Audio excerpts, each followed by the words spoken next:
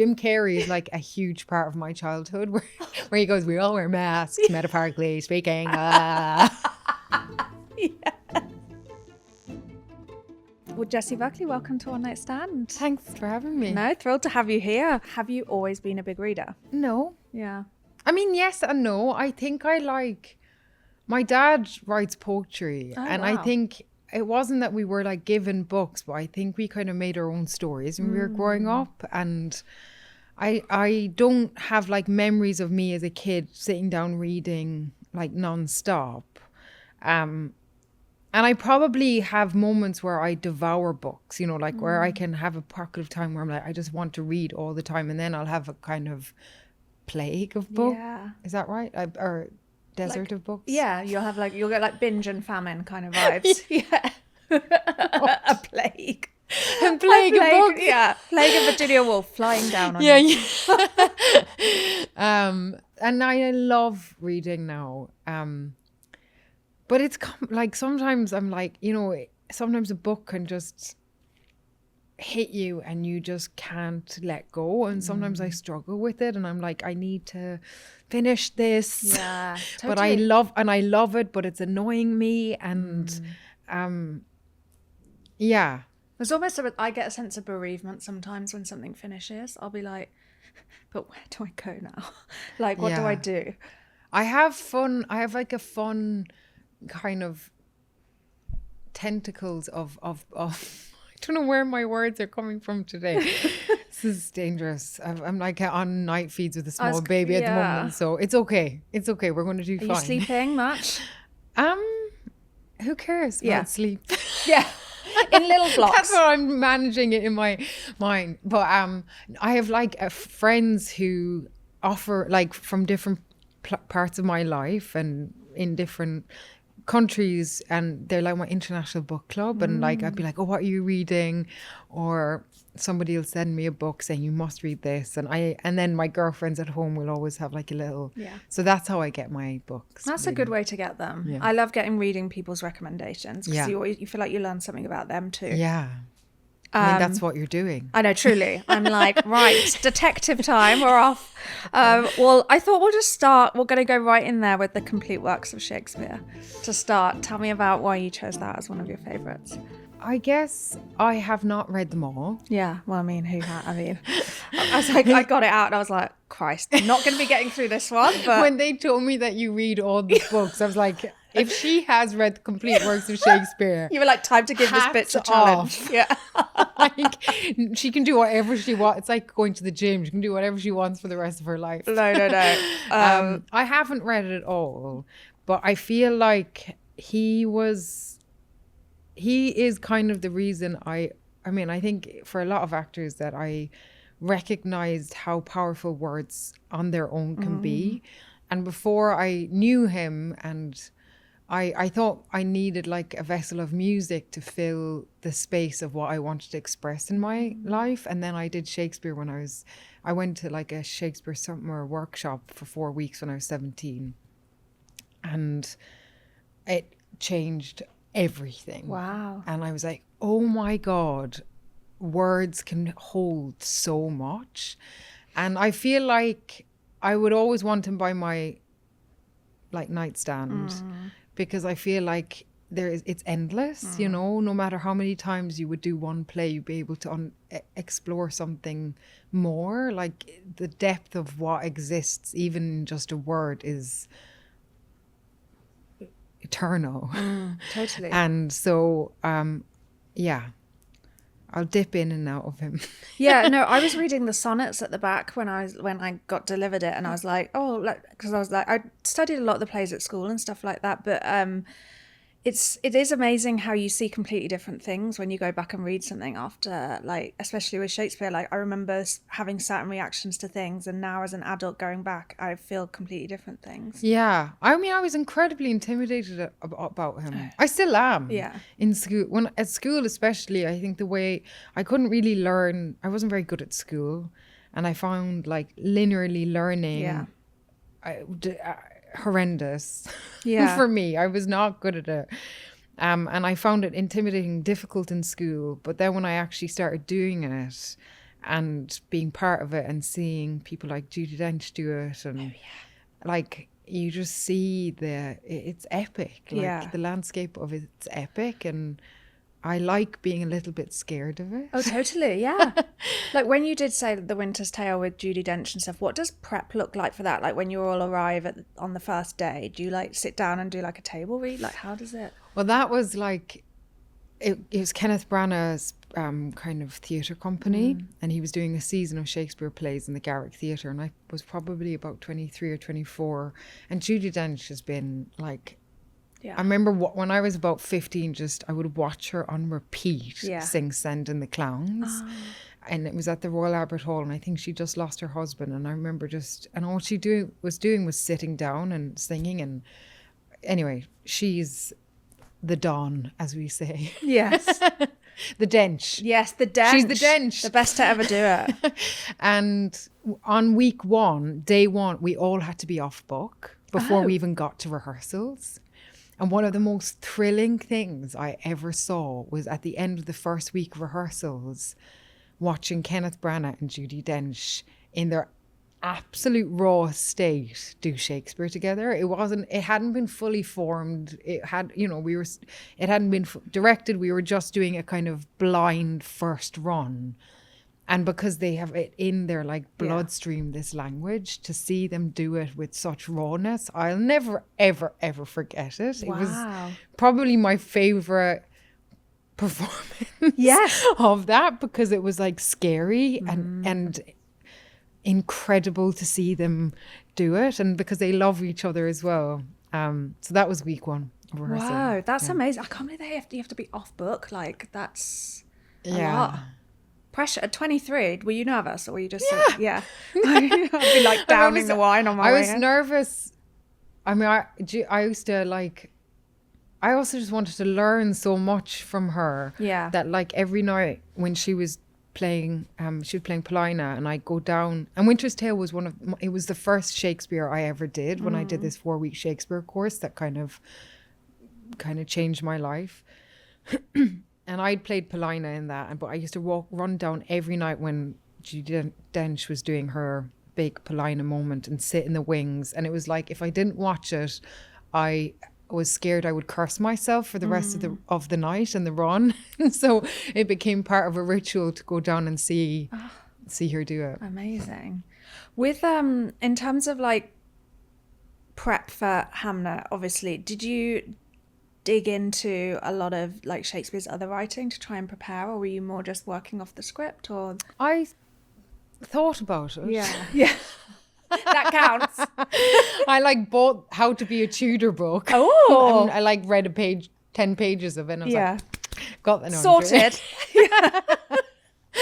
And I asked Maggie, I was like, where did you start like pulling the threads of this? And she talked about King John, and so I kind of looked into it, but I didn't feel, and obviously I dipped in and out of Hamlet a little bit, and well, I didn't feel like it was necessary. I think how I work, I like, even with these giant archetypal, cultural figures like Shakespeare or Frankenstein, I don't want, or when you do Romeo and Juliet, I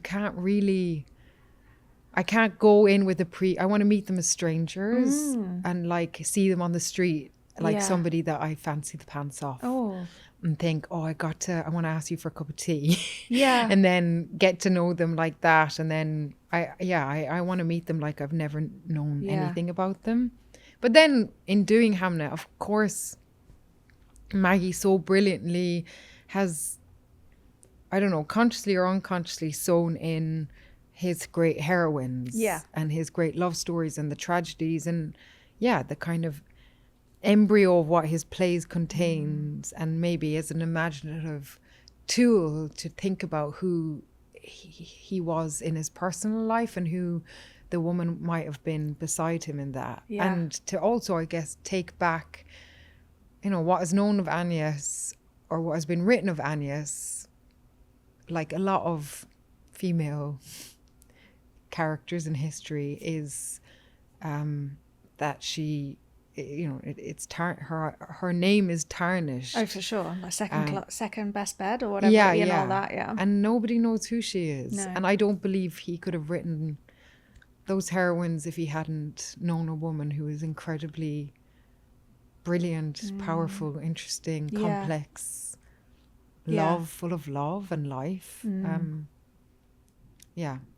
With oh God, I don't know where to start. I have so many questions. Okay, with Hamnet and the adaptation, I was interested. It was interesting to me that the movie didn't sort of nod to Shakespeare maybe playing away when he was in London in the way that the book does.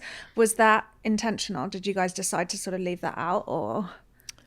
I think it was part of her subtext. Like, yeah. I think. I mean, with the jewelry and with that, I sort of felt that. Yeah, with there. That scene. I think there was part. Definitely, I felt it was part of our story in a way, but you got to leave something for an audience to have their own imagination about what that is. Totally. And, I think that relationship was so extraordinary to play and interesting to in creating it with Paul. It is like, I think what is kind of modern, and I mean that's such a stupid thing to say, but like what is so strong about their relationship is that she kind of recognizes that actually to love somebody is to let somebody go, and that there's something bigger than us. Totally. And to have the kind of foresight to see the greatness and the landscape that lives within him, and that it needs something bigger, I think is a very powerful way to love somebody. I completely agree. Because I know exactly what you mean. And it felt like that in the book as well, that she was sort of like giving him this longer leash in a way. Not that marriage should ever be a leash, but like to sort of find what he needed to find to make the art that he was going to make. Yeah. I mean, I think that's quite a human experience. Yeah, totally. I don't want to be on a leash. No, who does? Or my husband to be on a leash. Definitely not. I know, but it is a sort of like it's a it's the kind of thing that I think when you're like when I think about reading these plays and stuff when I was a teenager, I did have very different ideas about like what love would look like, in the sense of like, and it is a very, I think the portrayal of the marriage in Hamnet is a very like evolved type of marriage in that way. Yeah, it's full of life. It's complex. Yeah. Like it's, I think the idea of love is never the experience of living it. And I think in all of his plays, like Romeo and Juliet, the greatest love story, it's there's a dilemma. It's not a fantasy. It begins with dilemma, and you choose to live within that dilemma. Yeah. Because it's the risk to not live like that is worse. Yeah. No, I completely get that. I read that Steven Spielberg, when he was talking about your director, Chloé, talking about how every decision she makes as a filmmaker comes from her feelings and not her thoughts, which I thought was so interesting, because I really struggle with that. I'm definitely more of a thinker than a feeler, and I wondered where you place yourself on that kind of scale. Oh, I don't want to be in my head at all. I really? I want to get as far out of my head as possible. Yeah. I think the more I work, the more I want to and the more I live, I want to be more in my body and live in the mystery of it all. Yeah. And take your hand, have intention, but with the lightest of touch, and to be in an unconscious state. And I feel like when I can work, I don't have, that's what, like any projected idea, I never would project an idea of what a character is on top of them. I prefer to get to know them, like by spiraling, like bringing them for a cup of coffee,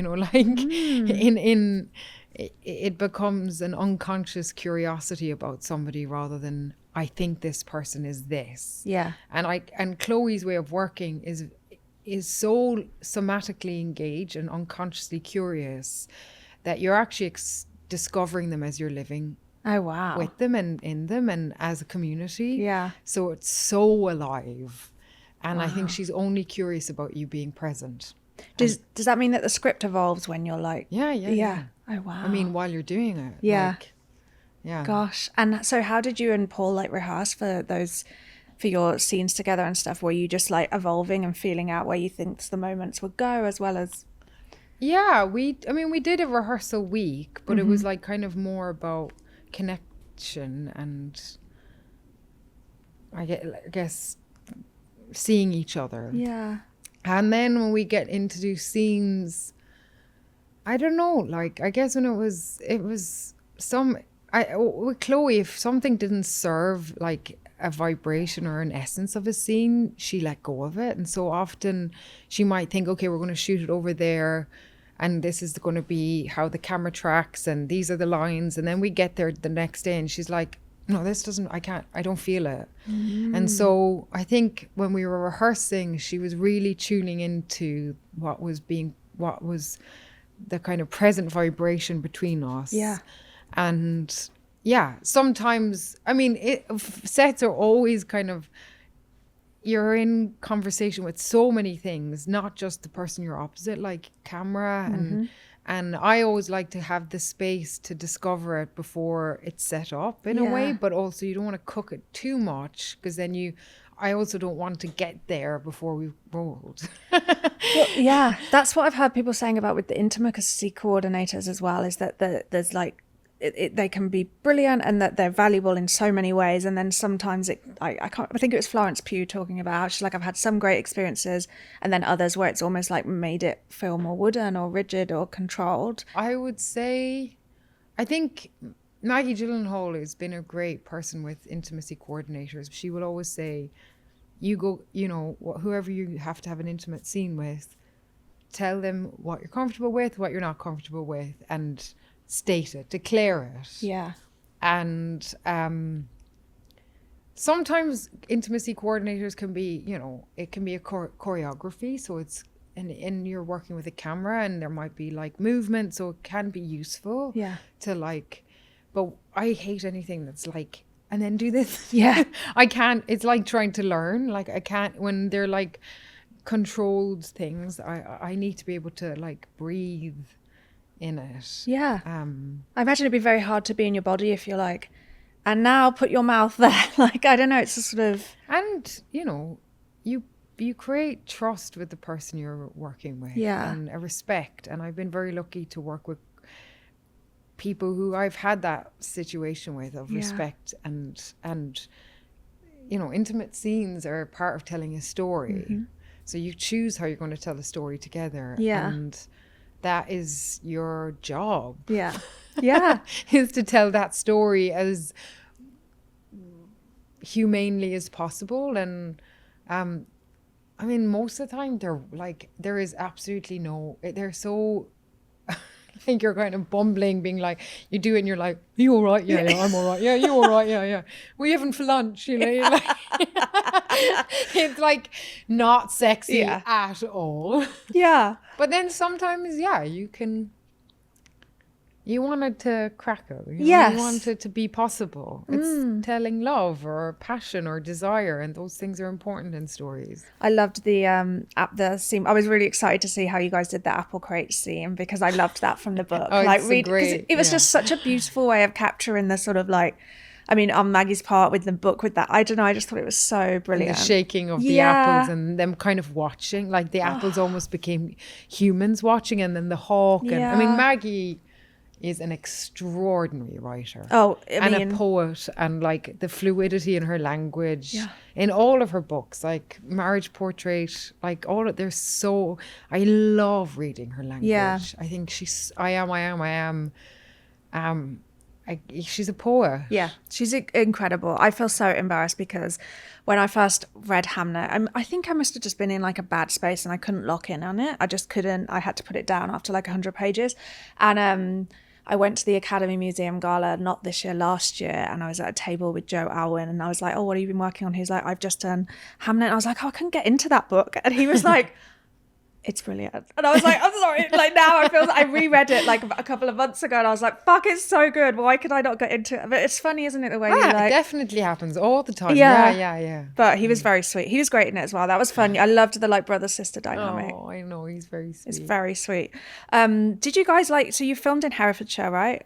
like a lot of... In Wales? Yes, somewhere? on the border. Yes, It's one of my favourite parts of the UK. My mum's family's from not far from there. Did you guys go out and like, did you socialise to try and like build that chemistry as well, or were you guys pretty locked in? Not really. I mean, it wasn't like a very social story. No, it's so true. You're like... they'd put us up in a hotel, like on a roundabout, and it was like a kind of huge conference complex, and it was our first week of filming. And I remember being on the 10th floor, and my room had like kind of bars across it, and I was like, oh no, I can't stay here. No. And I found like a tiny shepherd's hut in the middle of nowhere right by a forest, and I was like, guys, I'm gonna have to move. And my driver was driving me up. He was like, are you gonna be okay here? I was like, absolutely, this is like totally my happy. So I stayed there on my own. That's so lovely, because in that part of the world you need to be in that, you need to be in the nature. And it was also like I could walk to set. I was so happy. I feel like we talked about that one a lot, but one other question I did have, just because when I watched Hamnet, I think because everyone talked about the movie so much in all the reviews I read, everyone was talking about grief, and obviously it is about grief, but I felt it was almost more about love and about like how love manifests.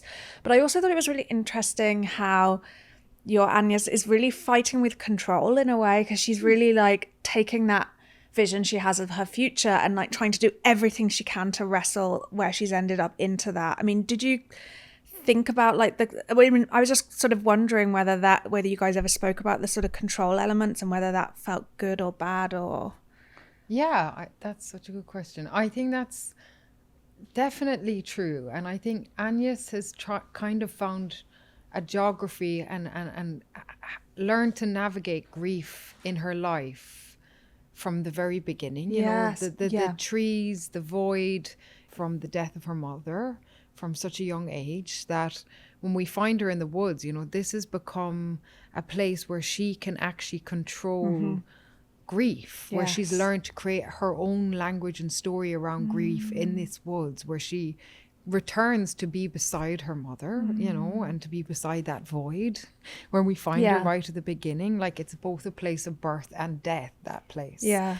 And that's what I felt when I imagined it, was that her mother was so, you know, from these woods. I mean, in the book, she comes out of these woods. Literally. So, yeah, I think she maybe thought she had some kind of control over mortality. Yes. Until you're faced with the unfathomable reality of losing a child and your child. And you see her constantly trying, like, kind of preface this mortality. And even within the births, you know, like, I'm only meant to have 2 children at my death, but, you know. Yeah. And then when it happens, she just gets swallowed. She can't, and is so lost. And like, in a way, I guess that's her, what's so amazing is, like, part of her part of her survival has been to create this geography of grief before this moment. And my experience of playing her and being lost until she is back in community, which can hold that grief with her in the globe, is the next chapter. Is like, the story becomes about communal recognition and the human recognition of grief, and how we are maybe in an unspoken conversation with each other all the time about that. And it's too hard to hold on your own just walking around. No, totally. You know? And why we need stories. And exactly. We need cinema, and we all go on these pilgrimages to these places, probably unconsciously, to try and hold bits of ourselves that we can't navigate anymore. Yeah. I was really struck. I mean, one of your other books that you've chosen, Frankenstein by Mary Shelley, when I was preparing for the interview, I sort of, because I read it again as a teenager, and so I was going back in, but then I didn't realise that how much grief was a part of her writing process with that book. And I was reading some of her diary entries, and this like her dreaming of that her little baby has come to life again, only it's cold, and she rubs it before the fire, but it awakens, she finds no baby. And I was thinking, God, that's almost that scene from Hamnet, but it kind of goes the other way, obviously, with the twin at this when they're born. The baby, but I had no idea that grief was such a big part of that. No, I didn't book. And I think when I went to shoot The Bride, it became such a like you know, the act of creation is so part of Frankenstein. And it really struck me when I read the book, and also when I kind of was reading about Mary Shelley, that she definitely was trying to create something that was born out of the kind of broken bits of her and like the babies that she'd lost and that she couldn't, and that fact that she'd lost a mother and that she kind of couldn't house her own creation, and she was almost, in my mind, she'd made the monster out of that. And then you're faced with this creation of your brokenness. And it's almost too much for the creator, that she locks it into the attic. And then that creates this epic revenge born from loneliness. And the cycle of that, and at the core of her book is about loneliness, you know, and how we try to control loneliness. I love that line in one of Mary's diary entries, because I felt like it perfectly sums up Anya's after Hamnet dies, which is, I no longer enjoy but I love. Which I think is really like, I sort of felt that, and you can feel that in Frankenstein as well, in a way. What did she say that again? She said, I no longer enjoy but I love. What do you think that means? I think like she's sort of like, I no longer get pleasure, because I think she's, you know, her husband, it was shortly after I think her husband had died, and she wrote somewhere else that my thoughts always come back to the same point. I was a mother and I am so no longer. That's sort of like, I can't enjoy like eating a nice dinner in the same way, but I continue to pour love into I think she had one child who survived to adulthood, like into what's left. Yeah, you're going to make me cry. I'm sorry. I know. Mary Shelley, get away. It's too early. I know, I'm sorry, but it's so beautiful, isn't it? I was like, had to write it down. But tell me about when you first read Frankenstein. Probably around the time Maggie kind of sent me her script for The Bride. And also I'd read oh God, I'm gonna forget her name now. She's like one of my favorite. Oh God, do you know Orange is Not the Only Fruit? Oh yes. Jeanette Winterson. Oh yes. She's one of my favorite authors, and I'd read Frankenstein a few years ago, and I just thought it was so fun and interesting culturally, but I had never read Frankenstein. And I mean, I'm embarrassed when you don't read kind of significant books like that so late in life, but I loved it. All these things is, I feel like they're by my bedside, because I actually think I could go back again and again and again, and I'm like, oh my God, you meant this, like, and some thread of where you are in your life becomes so resonant to what they've written in that book and whatever's happening culturally, and I love that. Like that feels like, I mean, it's no surprise they're such significant books because of the depth of it is endless. And these like eternal feelings in a way, where like you sort of, that you relate to them with like hundreds of years on, really. And I think that's what I felt reading bits of Frankenstein again. I was like, oh yeah, I remember. And you sort of remember when you first read it. And also just like, you know, what a fascinating time, like Byron and Shelley and, you know, like all of these kind of humongous poetic giants, and they're all complete weirdos. Yes, exactly. And they're all like swimming around the lakes in Geneva, and she just comes up with this ghost story around a fire one night.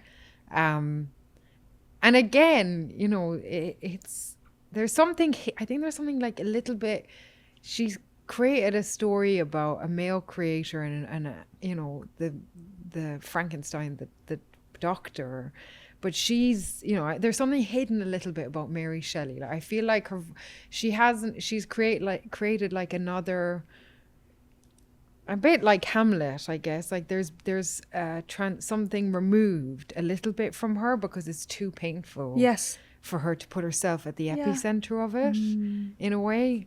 I get it. Yeah, totally. And again, it also feels like goes back to that element of control as well. Like she's writing like when you think about what she was going through and all the things that she couldn't control, the book then almost itself feels like such an expression of like, maybe I could make these things, but I can't control them forever kind of thing. Yeah.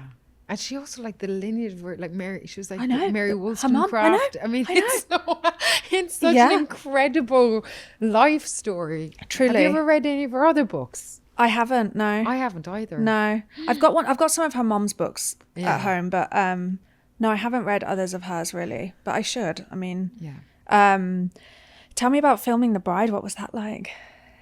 Oh, it was really fun. Fun. Where did you shoot it? I shot it here in New York. Oh, fun. Yeah, for 3-4 months. Was it after Hamnet? Had you already shot? No, it was before Hamnet. Was it interesting? Because I thought maybe you'd have taken some of the through into the, but no. No, it was 2 weeks. I finished Bride and then I had 2 weeks off and went straight into Hamnet. Oh, bloody hell. I hope you took a big vacation after. I arrived into Hamnet with bleached eyebrows and bleached blonde hair, and everyone was like, there was like meetings about my eyebrows. Luckily they grew back. But, that's so funny. Meetings about your eyebrows. Yeah.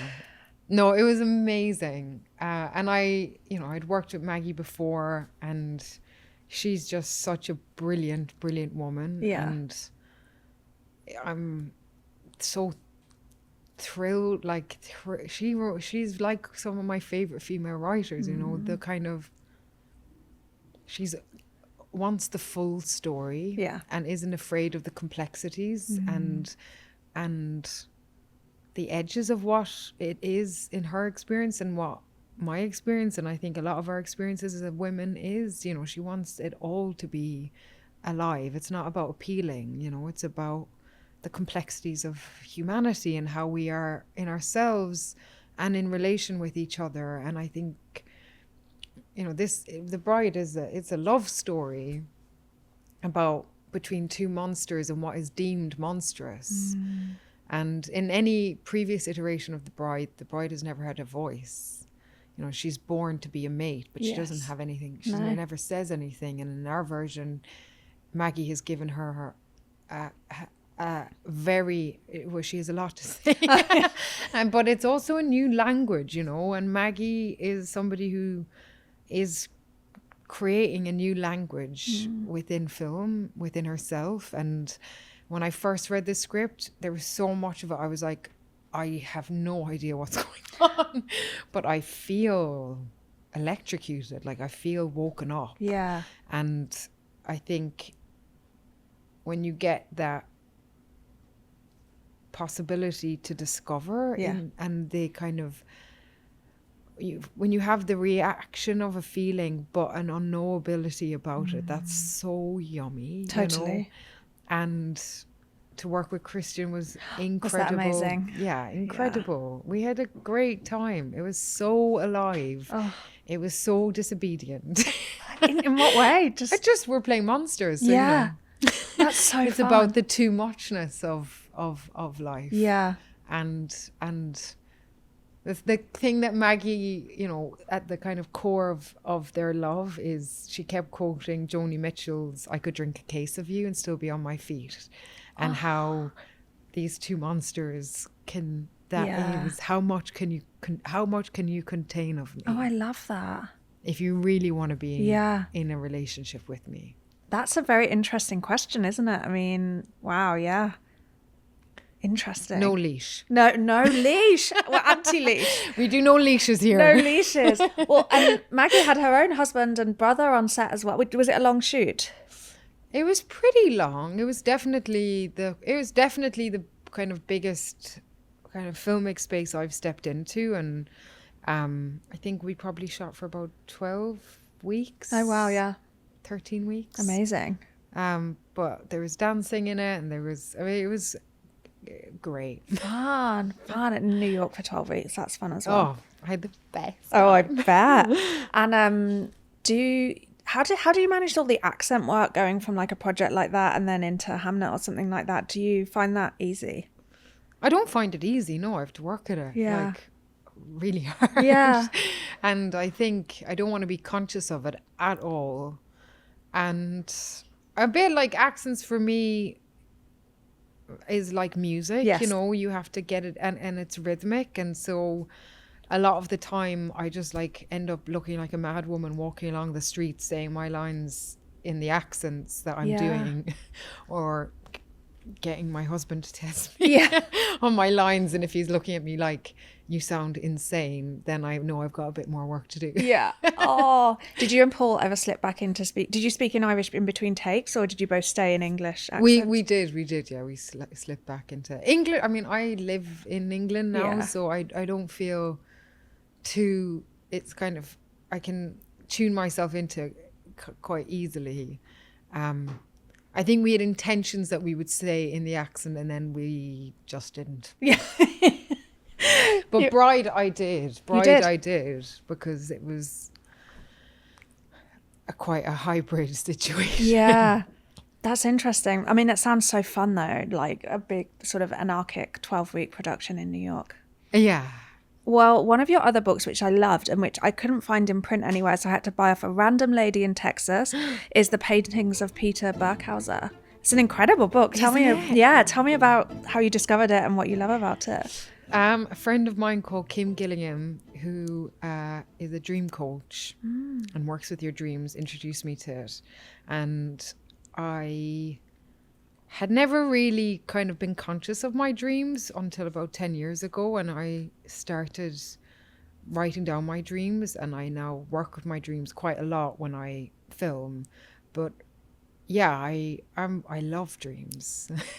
And I guess it's changed how I work in that it feels like such an interesting, pure place to work from. And this book is about a painter who basically he becomes curious about Carl Jung and about the unconscious and dreams, and he kind of starts notating his dreams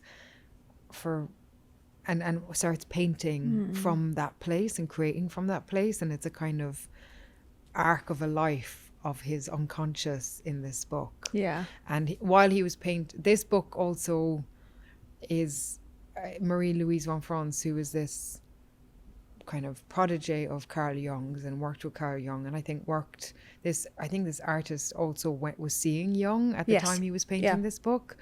And the book kind of is a interpretation of his dreams, and the kind of trajectory of them, and what, as he got to know his shadows more within his dreams and started painting his shadows, what it was revealing about his consciousness, but also collective unconscious in the worlds that he was living in. Yeah.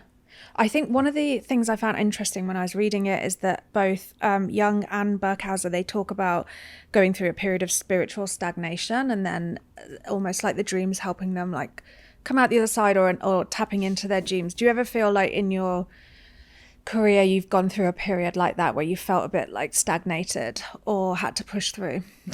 Definitely. Really interesting. Well, actually, those things are I've now find them interesting. I mean, there's different. Sometimes I have, like when you get very tired. Yeah. And like when I was doing cabaret, I just hit a like physical and emotional wall, and it wasn't safe, you know. It felt stagnated, like I could, the well was dry. And it was a really scary place to be in, because I was still performing, and I ended up like losing my voice. I wasn't sleeping, you know. I was in this kind of, I guess, a dark well, and there was nothing left in there.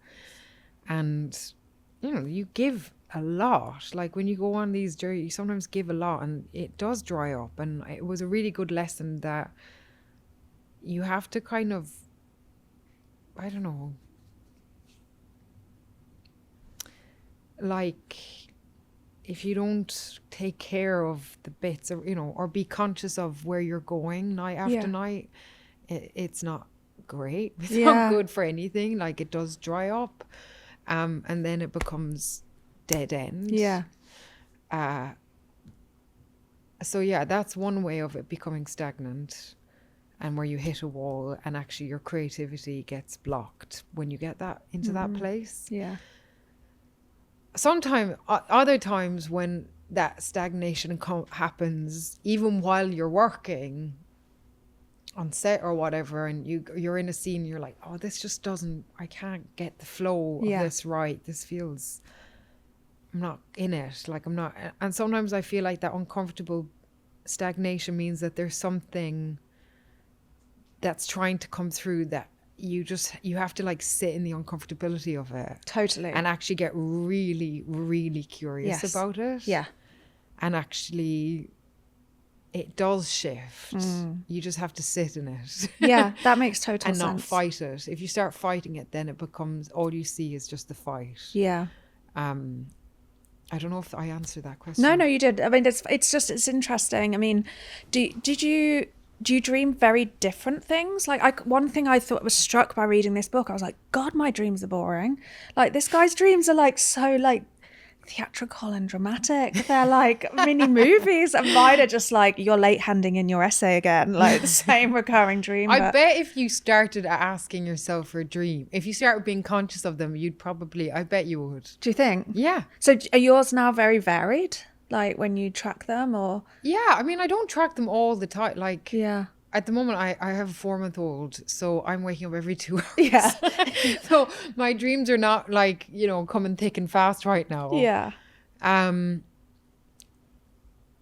Like, when I was filming Hamnet, I was really being like, my dreams became her language. Wow. And I was doing a journal and working from my dreams as a way of kind of accessing her and scenes and finding a kind of language for her. And dreams is the language of metaphors, you know, and actually I find it so helpful to work like that, because it creates an abstract place for me to fill a space and fill my unconscious world can live in a scene in a way. But yeah, some of them, I feel like sometimes I have like such huge dreams that I'm like, I mean, this is my life. Like, you wake up and you're crying and totally, you're like, whoa. And then sometimes I don't dream for weeks, you know, but then you'll get like a little snippet, and I think I can definitely feel them evolving. Yes. In myself as now I'm conscious of them. Did you dream differently while you were pregnant? Yeah, I definitely had dreams while I was pregnant, of being pregnant. Yeah. They interesting. were really great. Oh, that's so sweet. I mean, some of them were scary, but it's kind of interesting.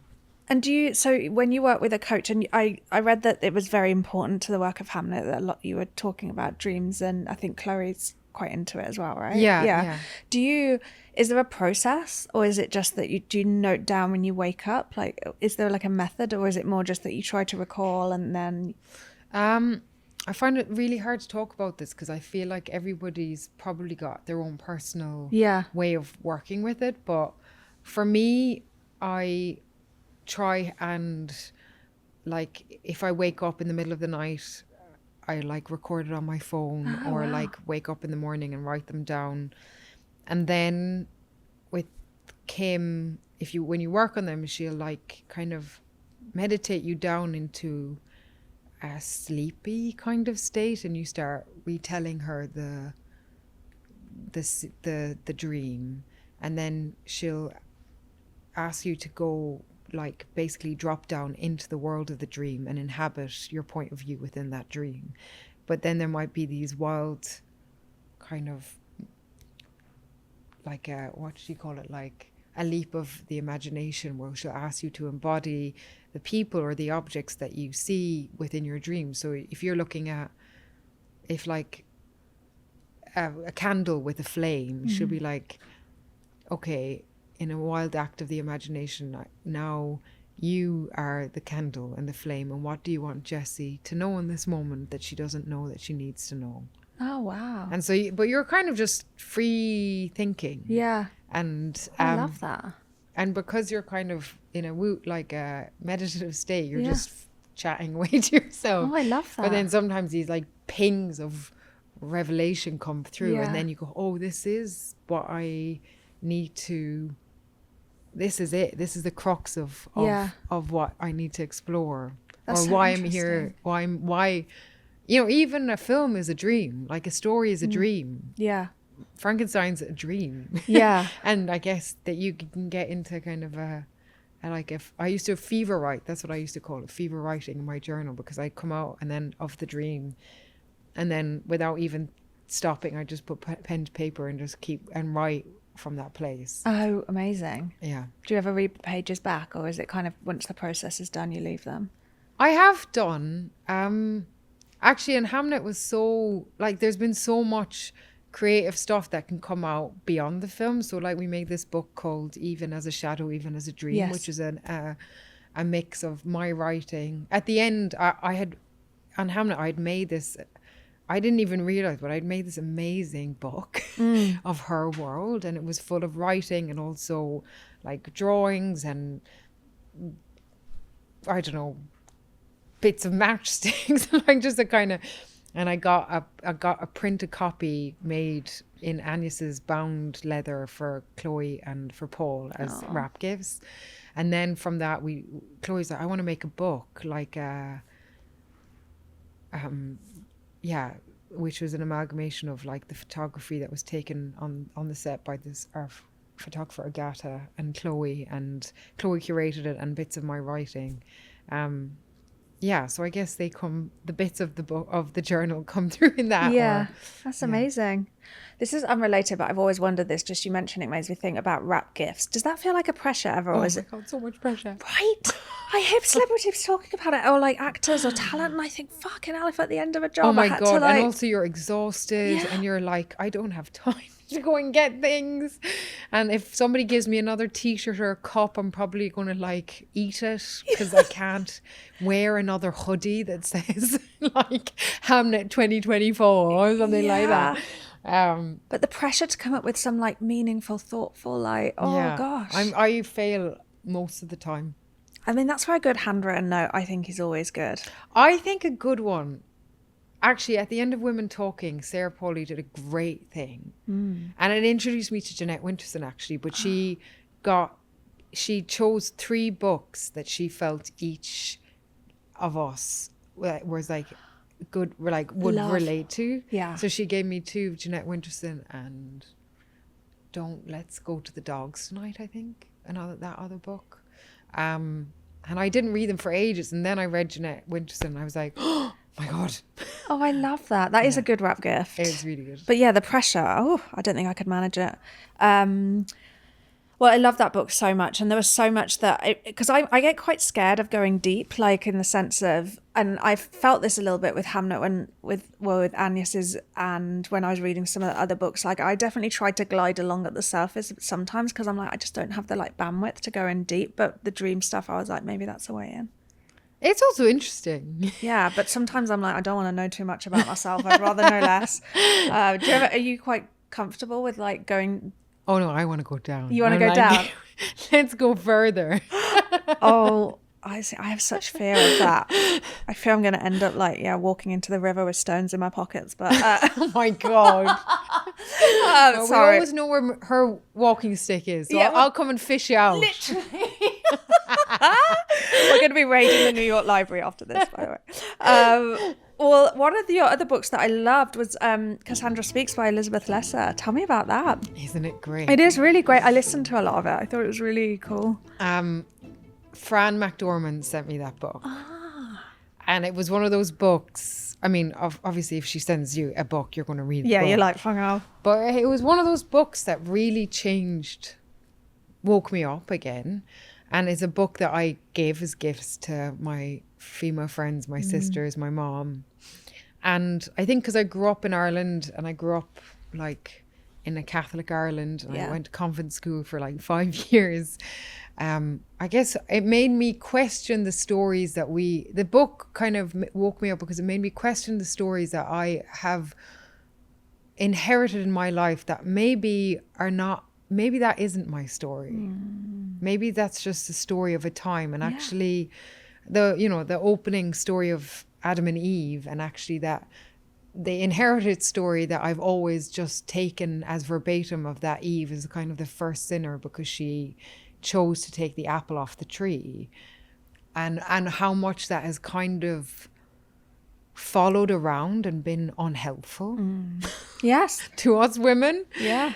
What if that's not our story? And what if actually the story that had been written was one about how hungry Eve was to have knowledge? Yeah, curiosity. And wanting, that, and how brilliant it could have been if that was the first ever story of what that act was, not of her being the first sinner and kind of the tarnishing of purity. Totally. And said women as the great first adventurers. Yeah. And it also made me, I remember reading a chapter of it about like the language that it made me think about how you must become conscious of the language that you use day to day, like the language of war, and how we can just say things without even recognizing the repercussions of what that is. Yeah. In the river of just being humans, Yes. Words are so powerful, and how to become mindful about that. Yeah. But I just thought it was such an amazing book, and really, it's not dense like that. I think I found it really woke me up of like, oh my God, and it gave me the autonomy to like take back a story that maybe repressed me and make it my own. Yeah. Was there a particular reason Frances sent it to you, or just randomly? She's probably trying to do the same. Yeah. And I guess as storytellers, we have a job. Totally. And I feel like I've been on a journey with the women I've played and the stories I've told to kind of touch the shadow bits, the bits of women that aren't allowed up very often. The shadow self chapter's so good. Yeah. And when you get to put that back into the world, it's really exciting. And Agnes was like a kind of culmination of all of that journey in some way. Yeah, I love that description of the shadow. I think it's Robert Bly who said the shadow is the bag we drag behind us in which we stuff everything we don't want to be or think we shouldn't be. Yeah. And I was like, ooh, yeah, there's a lot of shit in my bag. And I feel like for most of us. I've had times where even the physical, sometimes being behind your own shadow is easier. But only for a moment. Yeah. Then it is the bag that you carry around with you and becomes heavy over time. I know what you mean though. Do you mean in the sense, I sometimes find masking helpful, like in the sense of like being able to hide a little bit in a moment, but is that what you mean by that, or as in like going behind the shadow? Or I guess so, yeah. It's interesting because like I watched The Penguin the other day, the Colin Farrell thing, and also Christian on Frankenstein, had a lot of prosthetics and is in a mask, and a lot of, I guess when you act, there is a sort of a mask or there's somebody else that you're stepping into, and I mean Christian and Colin are so extraordinary because they somehow, wearing a mask allows them the kind of freedom to let the shadow exist. And they're such incredible actors that you can the mask becomes so part of them. Like you don't see an object and a person, they meld it where you absolutely can. It actually integrates the shadow, the mask, when it's a physical thing like that. So it's interesting. It is. It's so interesting. Yeah, I have a friend, very close friend, who whenever I'm in London, I go and see her and we go walking around Hampstead Heath, and she's always telling me to like take off my masks, and I'm like, but sometimes I feel like they're useful. I don't know, like there is. I Yeah. think that's a bit. I'm going to give her that I now am like explanation next thinking time. of that quote in The Mask of Jim Carrey is like a huge part of my childhood where he goes, "We all wear masks, metaphorically speaking." Yeah. Oh my gosh, Jim, you were right. so true. So true. Well, I actually wrote down that Paul Mescal was said about you in one of his interviews that you have no fear in how you're perceived. She has no fear in terms of how she's perceived, which I think is incredible. Does that feel true of you on screen and off, or? I don't know if that's true. Of course I like worry. Yeah. How you're perceived. I think I don't. That's maybe more about being seen. I think I don't want to wear a mask actually. No. When I work, and the older I get, I don't want to wear a mask either. Yeah. And I think I'm trying to get braver to like be seen. Yes. But I find being seen very intense and scary. Terrifying. And I think I try it, I'm also realize if you do want to be seen, you have to kind of show yourself. Yep. And so it's not that I don't care. I guess I'm just trying to walk towards the fire of it instead of like turn away from it. I don't do that all the time. No. And I think it's, as women, there's a lot of ideas of what's it kind of, and men as well, like what is the successful, appealing version of an idea of what you're meant to be in the world. And yes, that's I'd hate it. I know. It's always made me feel shit. Yeah. And like I think the more I get to know myself, I actually feel like the braver I am to show myself and be seen. And so I don't really, it's not about not caring about that. I care because I actually want it to be like real. Yeah, no, I get that, and it feels radical to be to like you say, walk towards the fire is exactly how I think about it too. It feels scary but worth it. Yeah. Your final book is Good Morning Midnight by Jean Rhys, which is amazing. I'd never read that before, and I loved it so much. It's so good, isn't it? It's so good. It's so good. I couldn't put it down, but tell me what you love about it. Oh God, I love so much about it. Firstly, I love her. Mm-hmm. Jean Rhys is such a like unspoken hero, and she was like this little pint of a woman who. I read a kind of autobiography about her, and she used to kind of have a glass of champagne and a glass of whiskey in both hands, in either hand, and she was this tiny kind of vagabond spirit, but that all the Gertrude Stein, Hemingway, all of them were like, she's the one, like she's the one of our time. She actually is a genius, and she just never got a break, and she became this kind of, I mean, Wide Sargasso Sea is probably her most famous novel. And then she's written all these amazing other kind of small novellas that are, I mean, Good Morning Midnight, you can feel the kind of, you can feel the hope in it. And it's so beautiful because, and the depression in it, but like the absolute hope. And it starts with, I might have got this wrong, but it's like the fact that this woman is trying to find the life that she believes she's meant to be wearing, but she can never find the right fit for it. And she's trying on all these hats, and she's trying to find the room in the hotel that she's meant to be in, but she can't afford it. And the love that she's meant to be like fitting, but she can't find that either. And there's also like this kind of split person, like she's in a conversation with her unconscious in it, in a kind of Fleabag way. Oh, it's so amazing. It's so funny. It's so funny. It's so funny. And those moments of like that dialogue, like, did I say all this? Of course I didn't. I didn't even think it. I loved that line so much because like when you're going back through stuff, it's just so good. Yeah, and I feel like I just want more and more people to know her because was this mighty, tiny, like her writing's incredible. Yeah. And there's so much heart, and there's a lot of grief in that as well with the baby, and it's yeah. You know, I like good dose of grief. Good bit of grief on a Monday morning.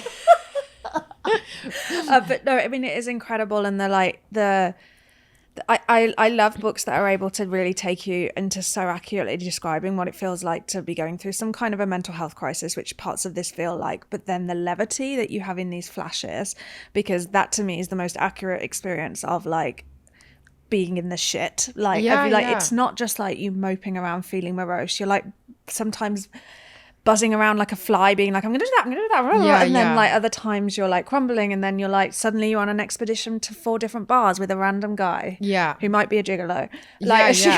She reminds, one of my other favorite writers is Richard Brautigan. Have you ever read his books? He wrote this, one of my favorite books is this book called Sombrero Fallout, and it's about the kind of liminal desperation space, you know, of hope and tragedy that live right beside each other, and how we're all just trying to survive. Right. And we all have these fantasy dreams that we keep going on these expeditions towards, but it's just like you get interrupted by life. Yes. Interrupted by life is, such a good way of putting it. Yeah. I mean, because my first, being British, obviously, I remember watching you in 2008 on the show, which is that sort of weird when you think about your career journey and the different sort of, like, because, you know, you say you sort of end up in these spaces, but I thought it was so amazing that after doing that and obviously finishing second, and then I think you went back to drama school, right? Which, tell me about that decision. Yeah, I look back at that time with so much like, you are such a brave girl. Yes. I kind of objectively, like, I don't think I'd have the courage to do that now, but I just, I had that kind of, I wanted to be part of telling stories and be part of a world that told stories, and I didn't have any boundaries with it. You know, if somebody was like, open up a door, go through that door, I'd be like, oh yeah, what's in there? Yeah. And sometimes it was super dangerous and I would fall off the edge of the cliff. And but it was a really, like, I was 17, I moved to London. Yeah. I did so many odd things around that time, and I think I always wanted to go and study. I guess why I came to London in the first place was try and go and train to do musical theatre, but I didn't get in, and I ended up doing this audition for I Do Anything that weekend as practice for my next drama school audition. But I think there is a part of going back to RADA at that time as well, because I had moved over to London when I was so young, when I was 17, and I was in this kind of, you know, adult public space very quickly, and having to like be a grown-up and pay rent and pay tax. I was like, huh? What? Who's having the money? I'm only 17.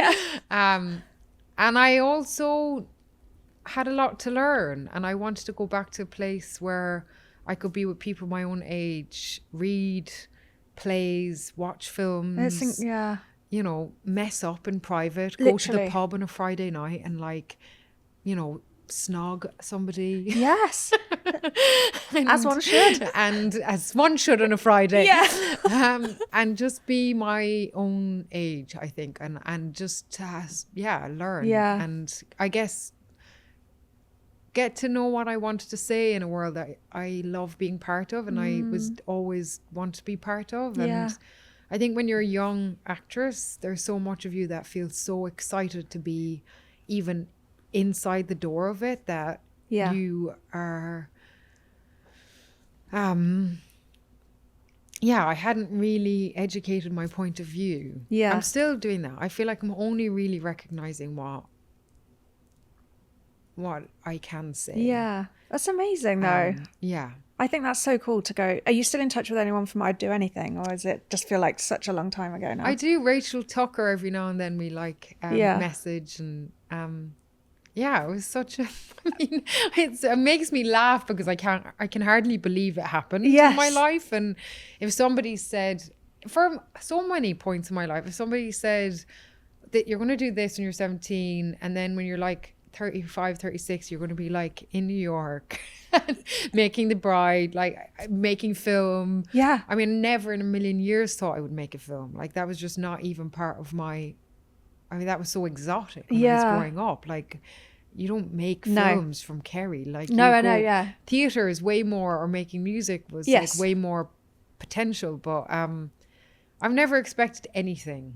I love all of it. I love all the doors that I've ended up walking through, the people that I've met along the way. And I think if I can just stay being curious and a bit raw and disobedient, I'll be okay. I think that's a brilliant note to end on. I mean, that is the best way to move through the world, for sure. Yeah. Oh, one last question. Is that the curls that you had then, is that your natural hair texture? Probably. It's probably very dead now. Interesting. Mine's died as well, but mine... Bryce, my hairstyle, is like laughing in the corner. He's like, oh yeah, they're dead. He's like, those fuckers have long left. We killed those babies. Well, thank you so much for coming on. It's such a joy to meet you. You too. Thanks. That was so nice. Oh, fun. I enjoyed that.